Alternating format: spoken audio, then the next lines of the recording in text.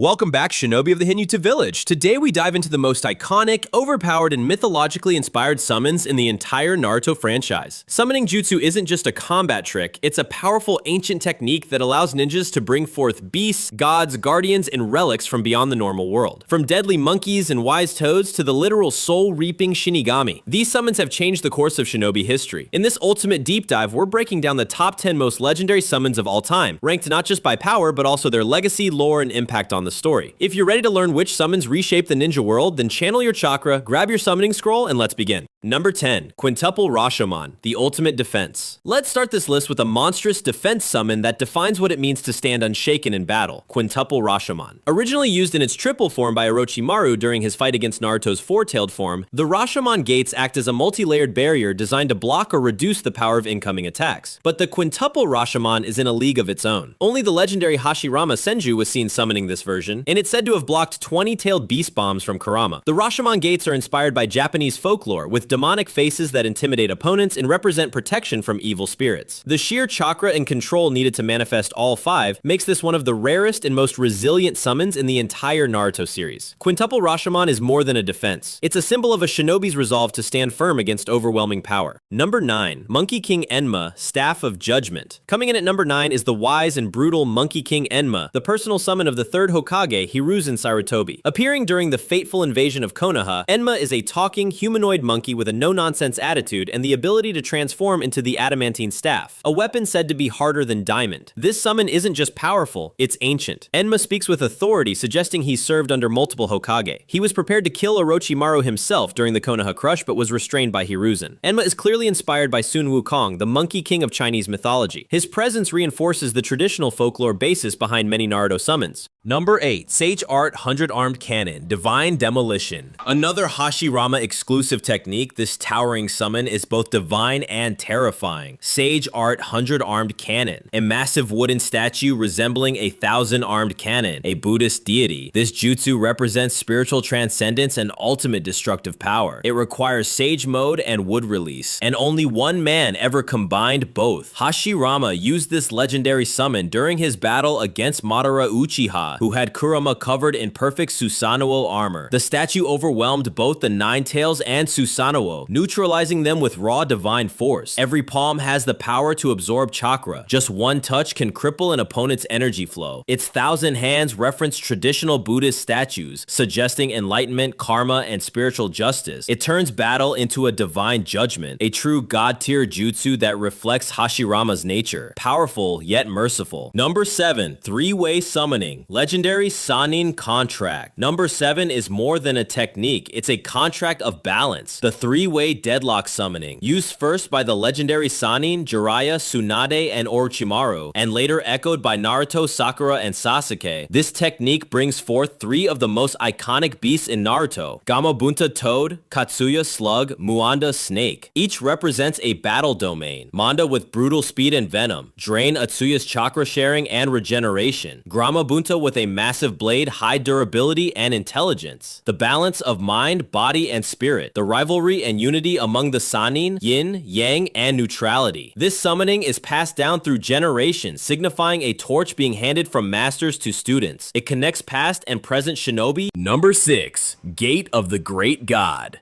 A lesser known but utterly broken jutsu, Myojimon, or the Gate of the Great God. Hashirama used this during the battle against the Ten Tails, and it is no exaggeration to say this technique could immobilize a god. Massive red torii gates drop from the heavens. They restrain and seal the target. They can multiply depending on the opponent's strength. Torii gates in Shintoism symbolize the passage between the mundane and the divine. Here, they trap godly beings between realms, preventing movement and suppressing willpower. Unlike most summons, this technique doesn't destroy. It disables. It strips the enemy of their will to fight. The gates are divine justice descending upon corrupted power. A beautiful yet terrifying form of control. Number 5. Dead Demon Consuming Seal, the Price of Power. Taking the 5th spot is the most ominous sealing technique in the Naruto universe, the Dead Demon Consuming Seal, also known as the Reaper Death Seal. This jutsu originates from the Uzumaki clan, masters of sealing arts, and is used to forcibly drag the soul of an enemy into the stomach of the Shinigami, a god of death.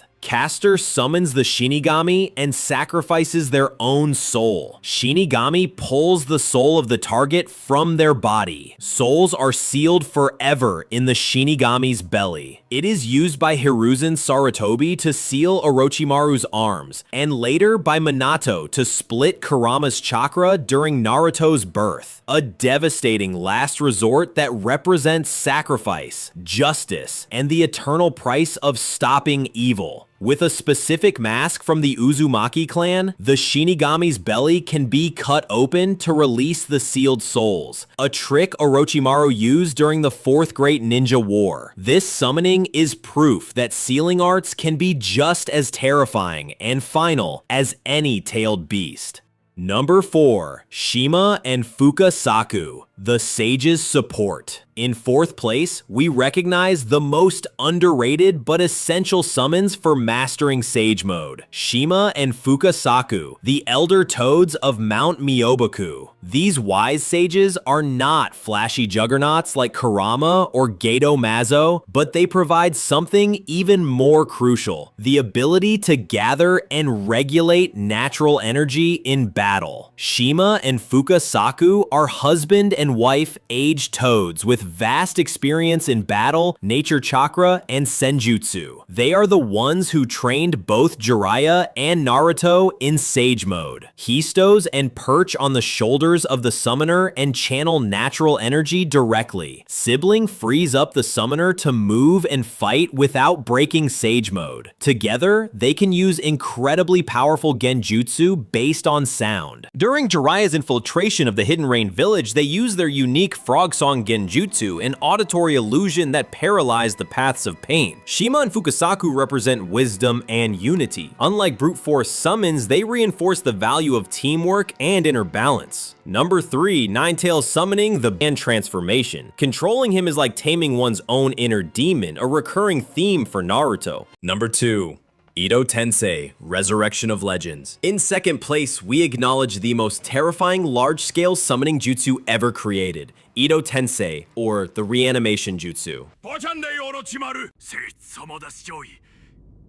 The revived person regenerates a new body each time they are killed. It can even be resurrected multiple times, and if the user has mastered this jutsu, then their ability to summon other users is greatly enhanced. Ido Tensei is the most powerful large-scale jutsu of its kind in all of Konohagakure, and there's no one stronger than it. In fact, if you know the truth about what happened to the Uchiha clan, you'll probably assume that all of the Uchihas were killed during Ido Tensei. Habuto used it to resurrect legendary shinobi like Madara, the Kage, Akatsuki, and even Itachi. Sibling forced the allied shinobi forces to fight against their own heroes. Ido Madara alone nearly won the 4th Great Ninja War. Ido Tensei is the ultimate reflection of obsession with power and the refusal to let go of the past. It revives the dead, but at the cost of peace. This summoning literally brought the past into the present, allowing emotional closure, legendary battles, and some of the most iconic moments in the series. Number 1, Ghetto Statue, Vessel of the Ten Tails. And finally, at number 1, the Ghetto Mazo, or the demonic statue of the Outer Path. This summon is more than a weapon. It is the husk of the original Ten Tails, sealed into the moon by the Sage of Six Paths himself. First summoned by Nagato under the influence of Tobi, later used by Madara and eventually by Kaguya when revived. Only those with Rinnegan can summon it. Requires life force from the user, used to store all the tailed beasts. He's the foundation of the Moon's Eye plan, used to resurrect the Ten Tails. Nagato becoming the Sage of Six Paths successor. The Ghetto Statue embodies ultimate power and ultimate sacrifice. It's the price of godhood, at the cost of identity, mortality, and morality. This statue's summoning changed the world. It's not just a summon, it's the key to universal control. From ancient monkey kings to world-breaking statues, summoning beasts have shaped the world of Naruto in more ways than any other technique. They're not just tools, they're characters, philosophies, and spiritual extensions of the shinobi who summon them. These summons aren't just flashy power-ups, they represent legacy, sacrifice, fear, and destiny. Which summon is your favorite? Would you summon a mighty creature or a mythical guardian? Let us know in the comments.